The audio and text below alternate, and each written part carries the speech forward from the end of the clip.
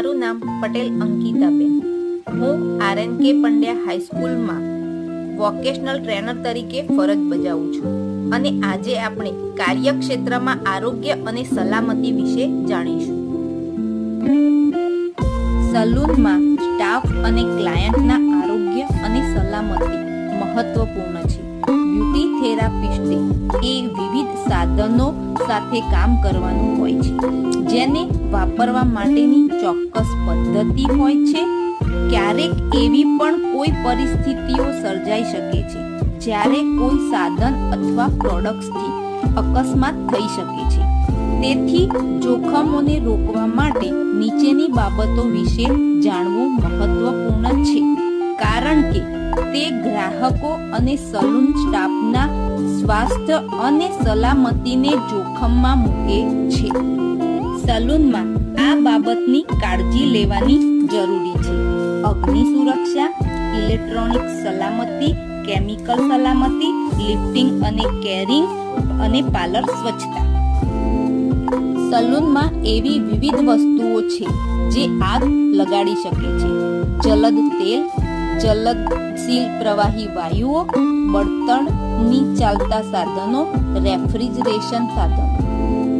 Electronic સલામતી માટે electronic સાધનોનો વપરાશ પછી તેને સુરક્ષિત જગ્યાએ મૂકવા જોઈએ, ફ્લોર પર ખુલ્લા વાયરો ન હોવા જોઈએ વગેરે.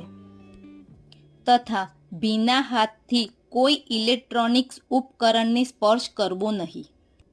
બ્યુટી ઉદ્યોગમાં વિવિધ ઉત્પાદનો જેમાં રસાયણો શામેલ છે, એટલે તેનો ઉપયોગ સાવચેતીથી કરવો.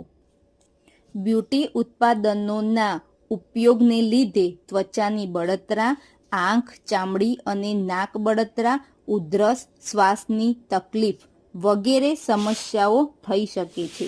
એટલે દરેક બ્યુટી ઉત્પાદનોનો સાવચેતીથી ઉપયોગ કરવો જોઈએ.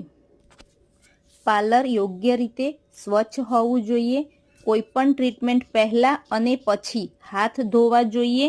કામની સપાટીમાં ટ્રીટમેન્ટ ક્ષેત્ર, ડેસ્ક, ચશ્મા, મિરર્સ વગેરેનો સમાવેશ થાય છે.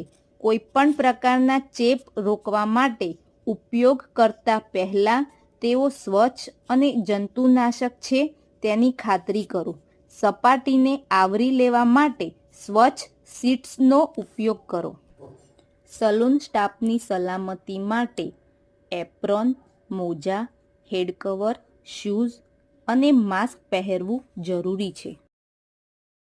તો આ હતી કાર્યક્ષેત્રમાં આરોગ્ય અને સલામતીની માહિતી. Thank you.